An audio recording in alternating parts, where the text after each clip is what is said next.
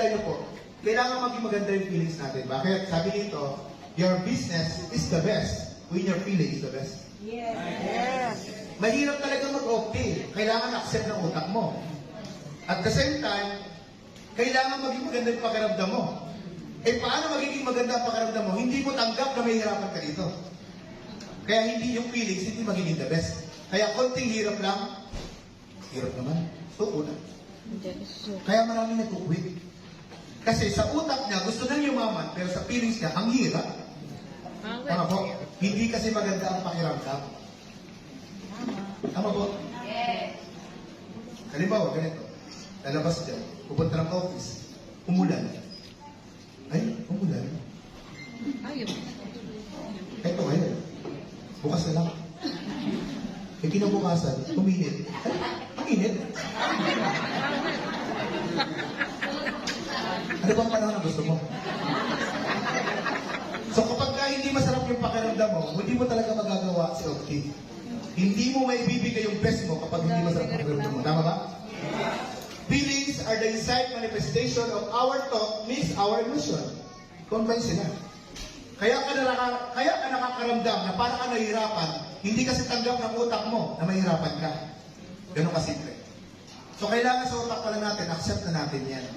Maraming problema, maraming struggle, maraming challenge. Ako po, kaya nga di ba sabi ko kanina, ang success ay dumarating sa buhay natin kapag alam natin na nagdududa tayo. Kapag may challenge yung dumating sa'yo, yun yung success sa likod nun. Kaya ako po sa totoo lang, ayaw ko talaga sa totoo lang no, ako'y nakukomfort zone. Kapag ka ako po ay sumasarap na ang tulog, nag-isip na ako niyan. Teka, pahin na to.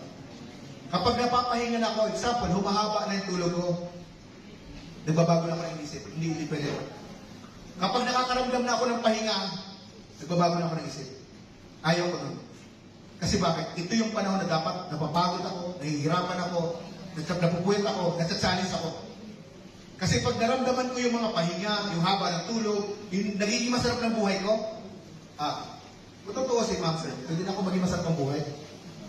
Pwede na po akong tumira sa 5-star hotel. Bakit? Hindi ko kaya ubusin ng 100,000 per day. Pero, mas pinipili ko pa rin na pumunta sa malayo. Si Mrs. May tatanong nga bakit hindi mo sinasama si Mrs. mo? Wala kong kuha ng pera.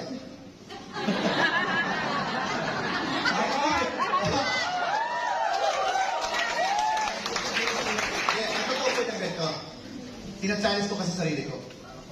Kasi yung distance na malayo sa kanya, mahirap yun. Kung ano yung mahirap, yun ang pinupuntahan ko. Diba?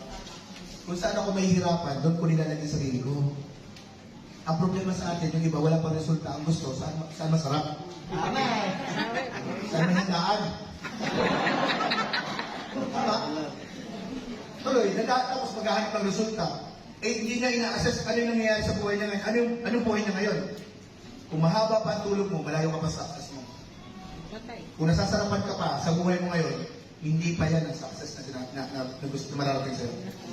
Imagine mo kami, ito na yung resulta namin. In the end, ano pinaginawa namin? Ito po, pagkatapos po dito, may liliparan na naman ako isang lugar.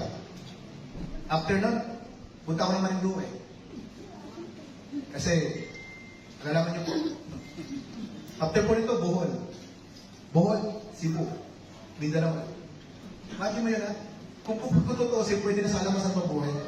Masabi, ikaw kasi, ba't yun, tapos susumbat mo sa amin. Pinili mo yun, tapos susumbat mo sa amin. Hindi. Binibigay ko lang example sa sarili ko po. Bakit? Ang trabaho namin ma-inspire. Hindi na namin kayo masasamahan sa hapon. Ang dami na ninyo eh. Pero sa pamamagitan man lang na mag-inspire, mabago yung isip natin at nararamdaman natin. Malaking bagay po. Tama? Yeah.